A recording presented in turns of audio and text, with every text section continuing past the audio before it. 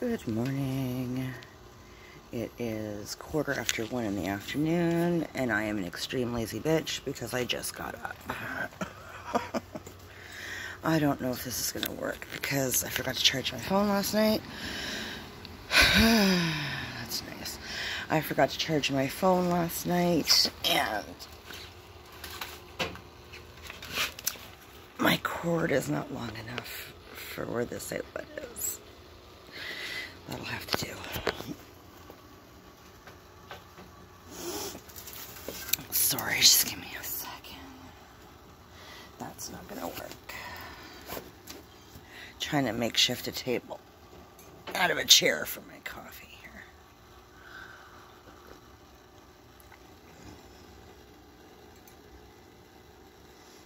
I don't know if that's gonna work. I think that'll just be fun. Okay.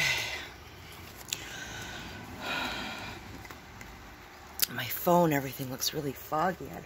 I don't know how that's gonna read. I don't know if my screen is a little dirty or if that's just the mugginess of the morning. Afternoon, sorry. So,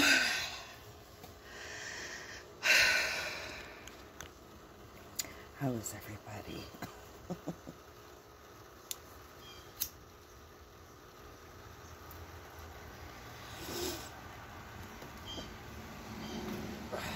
I'm still in my pajamas, so forgive the shirt from yesterday.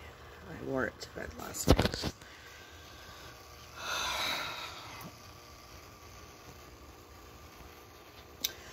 So, I need to complain. I'm not sure if it's a rant, but I definitely need to bitch. And maybe I'm wrong and this is totally off base and I'm fucking crazy. I don't. My dad called me yesterday, and I've talked a couple times about how, like a long time ago, I'd said to him, please email me first because I don't pick up blocked numbers. I don't pick up private numbers. I don't pick up unknown numbers. Like I don't do that.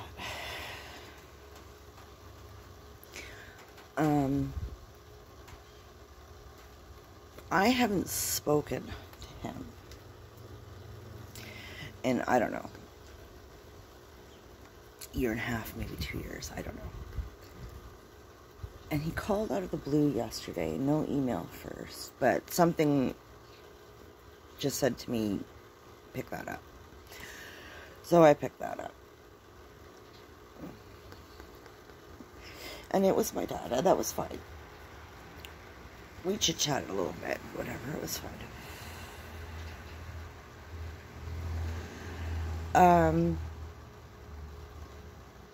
But he does this thing sometimes, and I'm not entirely sure he's aware that he does it. He probably is. He likes to give this air of mystery. Nobody knows me. Nobody truly knows me. Nobody truly understands me. Not even my kids.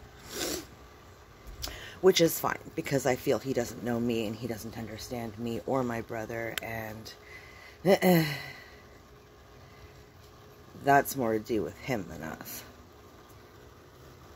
Facts.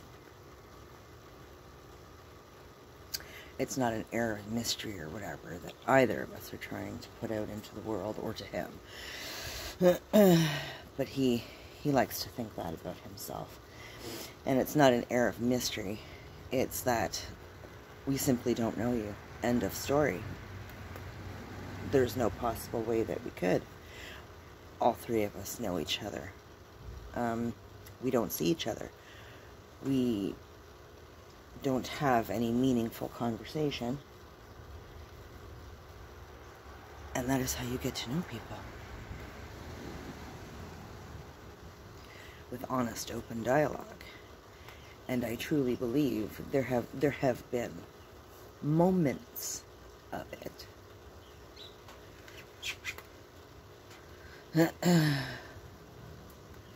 but nothing to actually get to know somebody.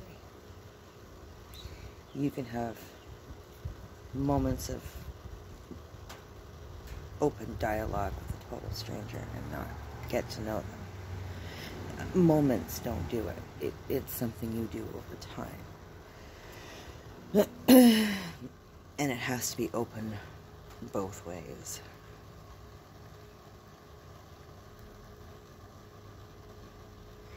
But the beginning of the talk was typical.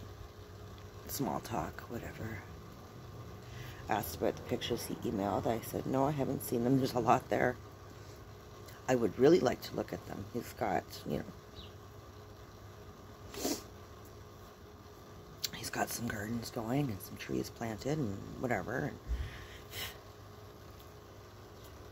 I'm into that kind of stuff, so I just want to see them.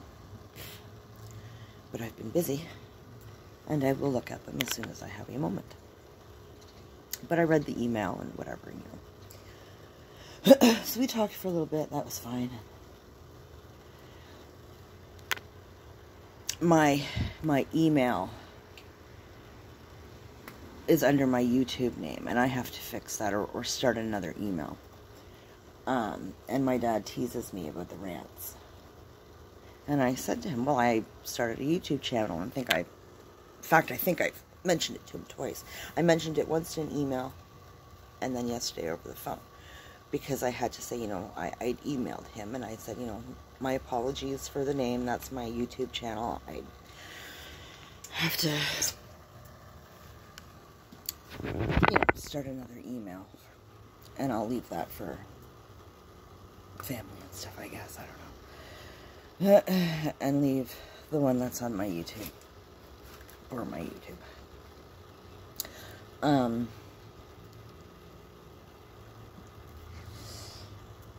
So, and he just moved on to the next thing. He didn't ask anything about it. Wasn't remotely interested. That's fine. I really don't want to get into him about my YouTube channel.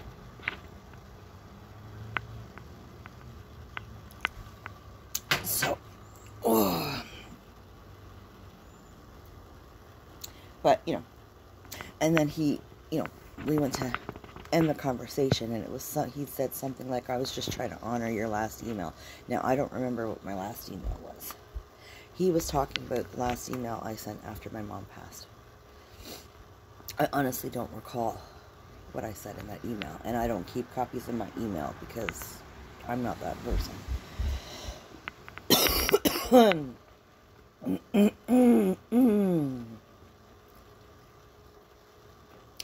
But I had said to him,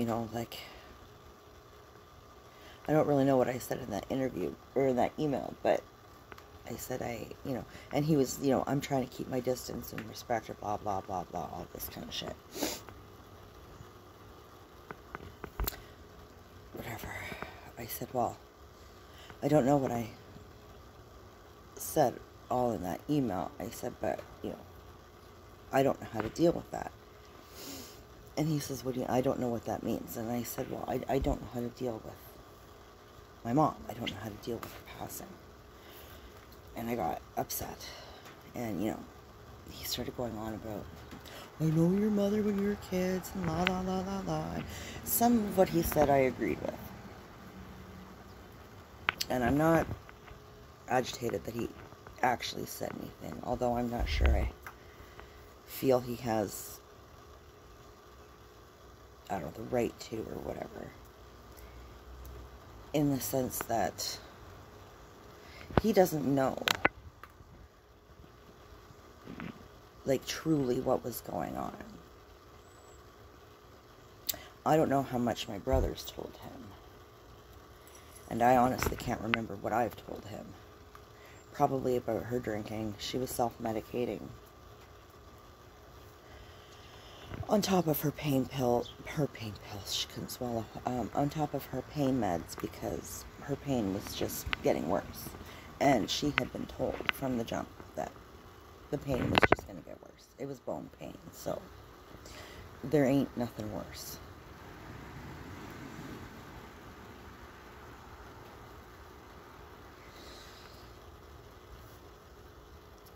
My issue with my mom passing that I haven't vocalized is that for years, we knew that we were going to be our mother's medical proxy, right? For years we knew this, like long before she got sick. For years we knew this. I knew this in my 20s. I knew this in my late teens. Like, it was something that we spoke about. Very openly, very honestly. We knew.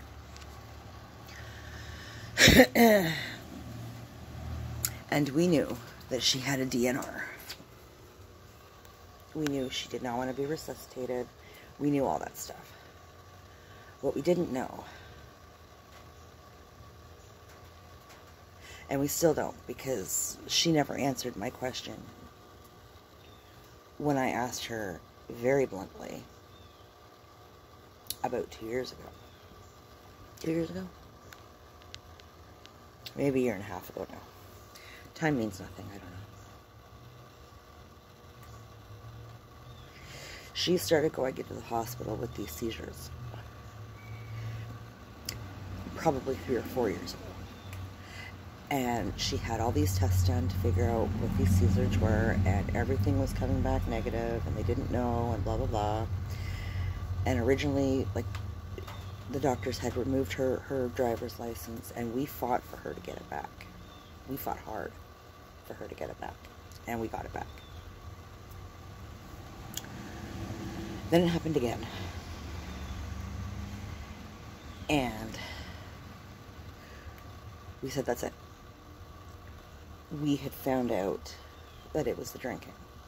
She was mixing alcohol with hydromorphine.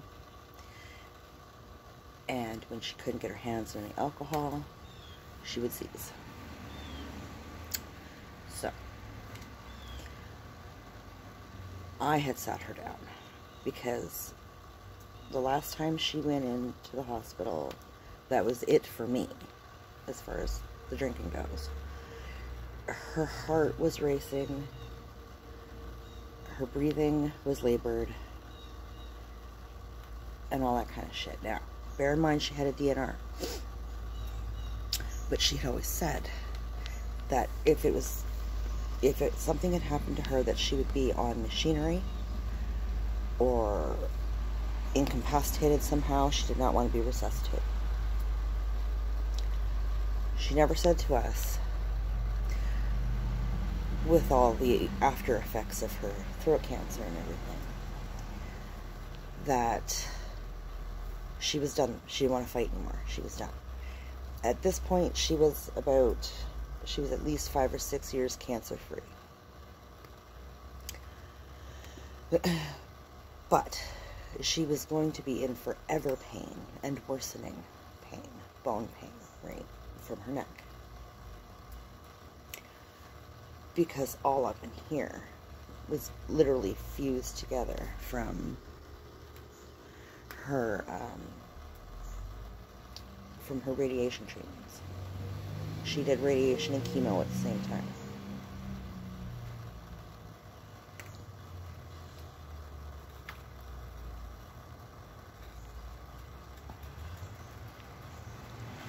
Once she stabilized from that, and let me tell you, that was a horrible thing to watch. They gave her some kind of shot that slowed her heart down.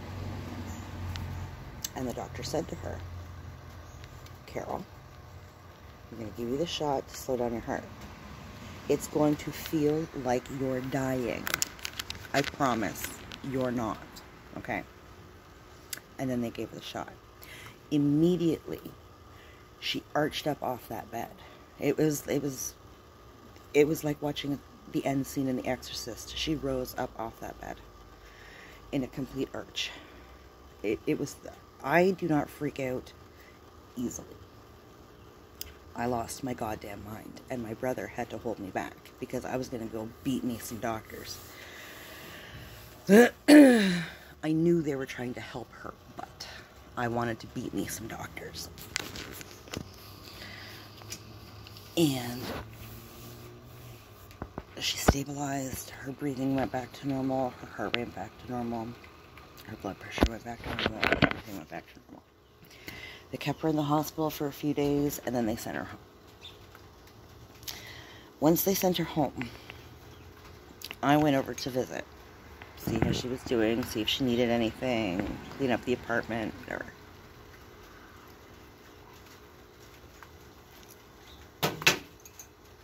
And I think at this point I was in fact driving. I couldn't drive on my own.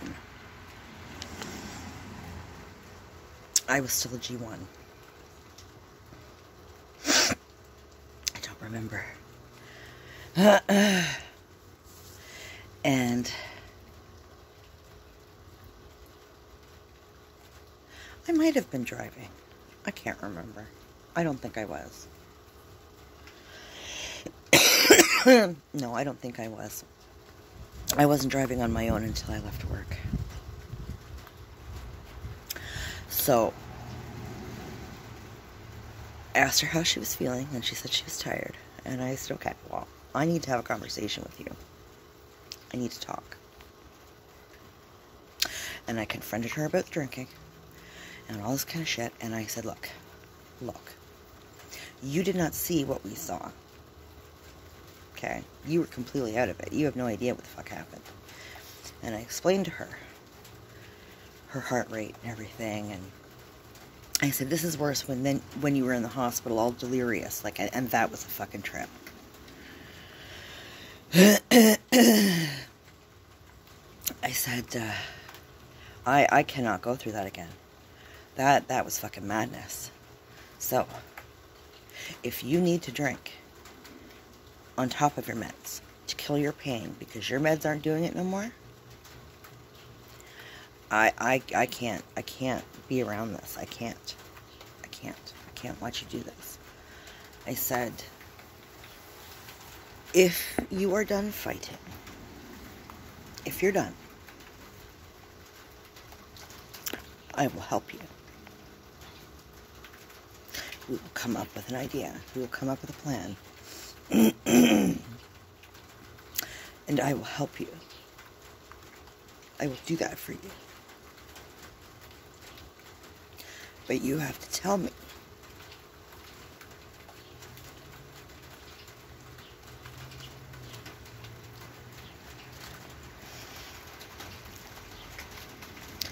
She didn't. She said she was going to continue the drinking.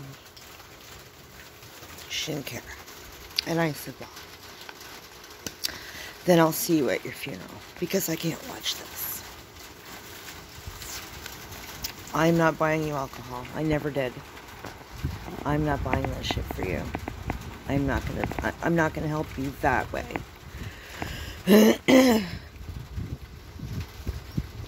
I will help you so that it's quick and that it's painless. And I will stay with you.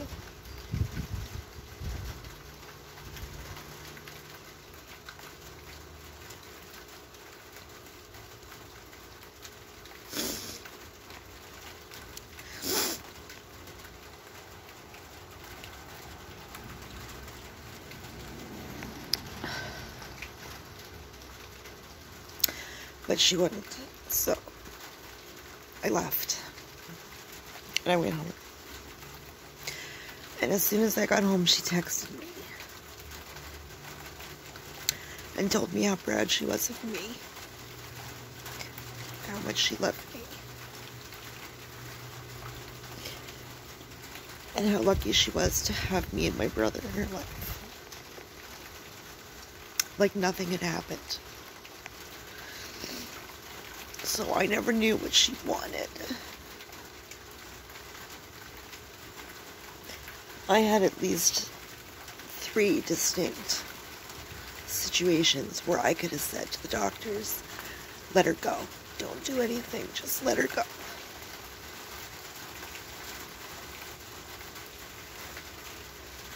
But she never answered me. She never wrote anything down. I could read her lips. My mother was nonverbal. I could read her lips. She could have written it down. She never did.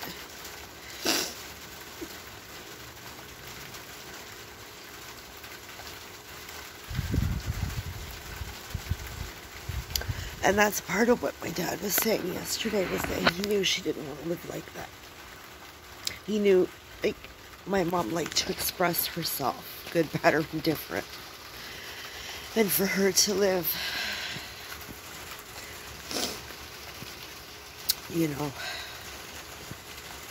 10 years without being able to speak would have been devastating to her. And I get that. I mean, as much as I can get that as somebody who can speak and scream and yell and tell everybody to fuck off.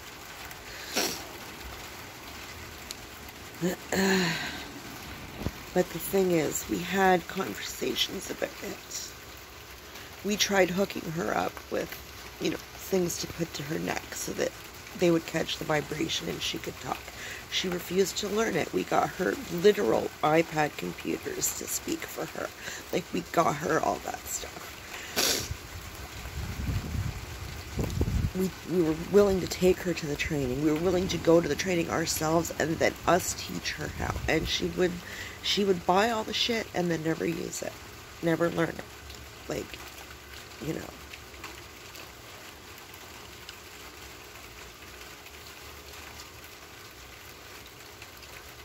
And I asked her so many times if she was done. I mean, I knew she was done, but I couldn't help her unless she told me. Write it down. I would have helped her.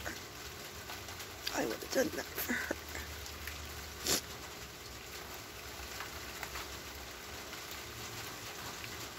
And I would have stayed. And I would have called it in. And if I got caught, I would have taken the shit for it. I wouldn't have done that for her.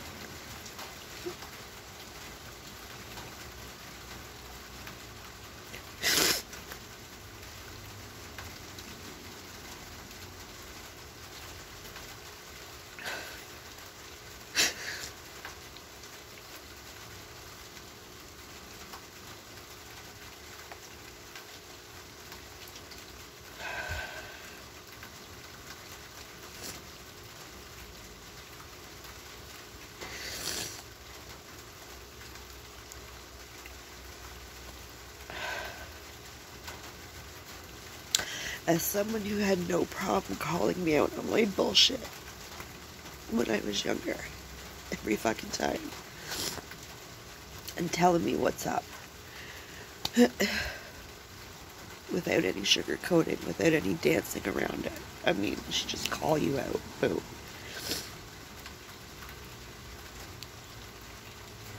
She was so cryptic about what she wanted.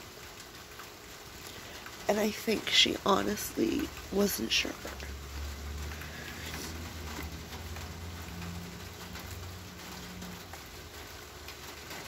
Because had she been sure, she would have told me. And she knows that I would have done it. I would have done it for her. I would have helped her.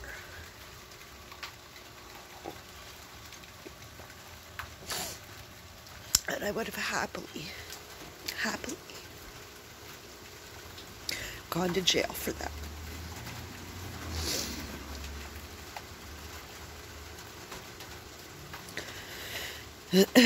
I would have worked something out with my youngest dad to take my youngest.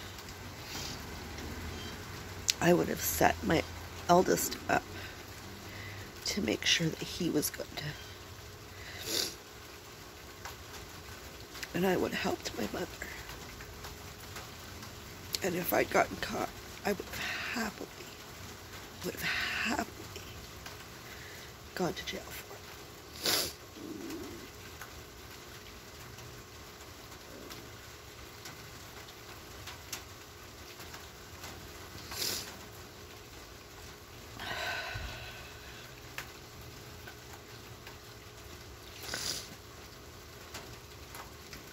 I mean, I told her that when she was diagnosed. I told her that when she was completely clear-headed and when she could still speak.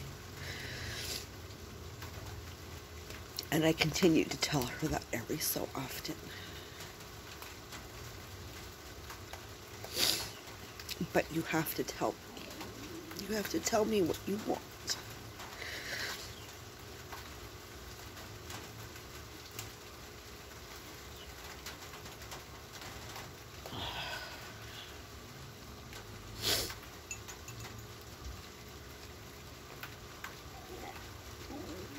And I'm just extremely angry that she didn't.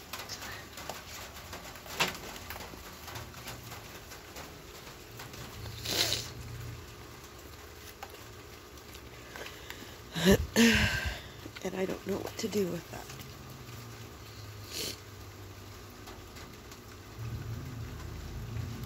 And then I have my dad sitting there telling me about a relationship he had with her when they were teenagers. How open they were with each other, how much they never lied to each other, when I know that's utter bullshit.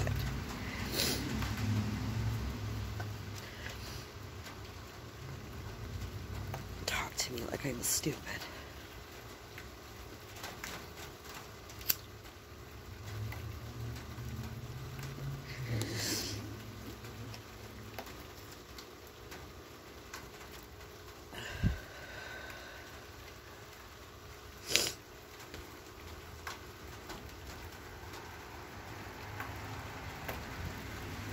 Anyways, I just needed to get that out. So,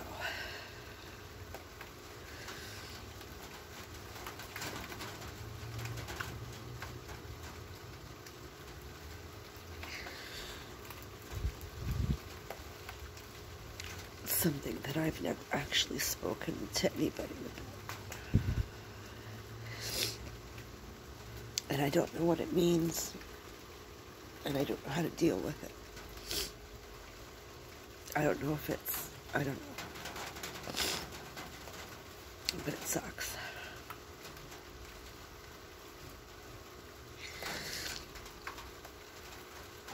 Oh, and yes, I got my hair cut.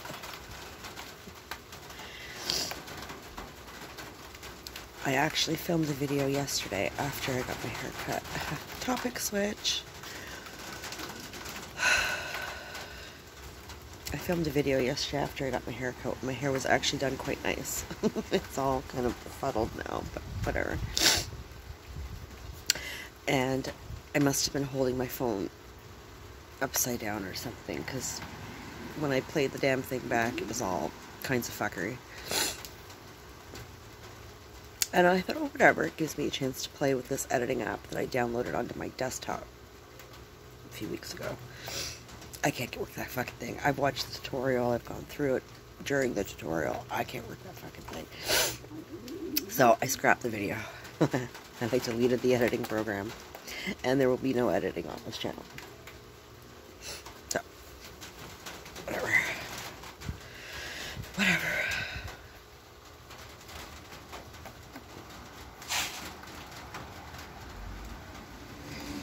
So my apologies for this going up so late. It'll probably be like 3 or 4 o'clock when it goes up. Or when it goes public.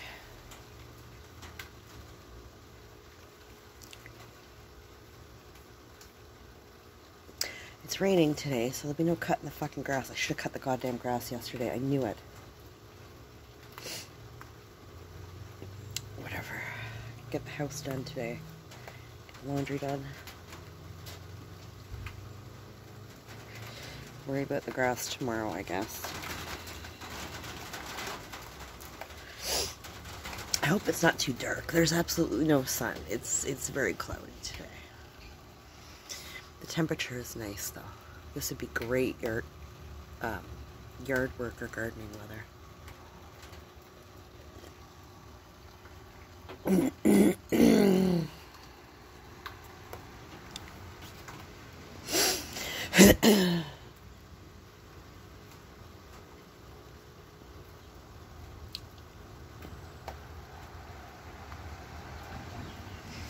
You're stuck with kind of a side profile today because this cord is not long enough.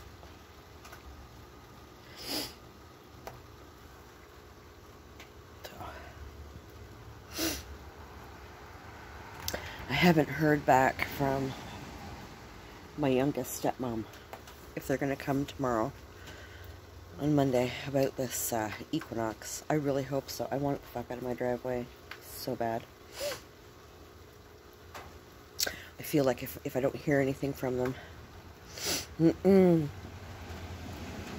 by Monday, then I will just tell my boyfriend he can take the fucking thing.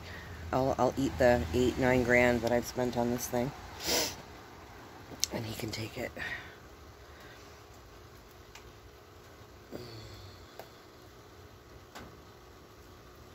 Because I know he doesn't have any money to give me for the fucking car. He spent it all on doing this goddamn truck. Whatever.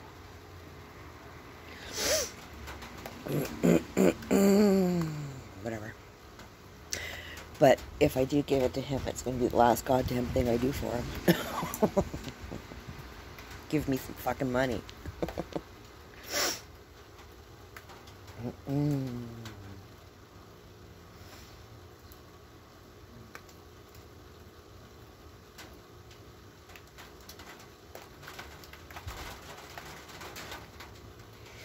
If it wasn't in such good shape, I'd just scrap it and take $500 for it, call it a day, but it's in too good a shape for that shit. I can't do that. Because they'll just turn around and sell it for, you know, $7,000, $8,000. And I'd be fucking pissed. Here's my neighbors.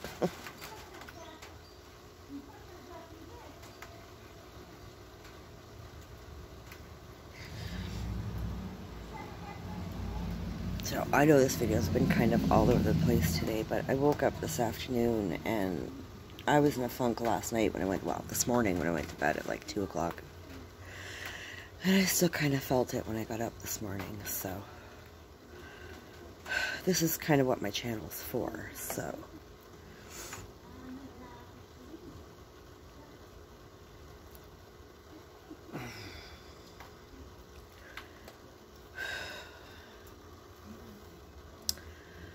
Yeah, so I'm going to jump off here. I'm going to finish my cigarette.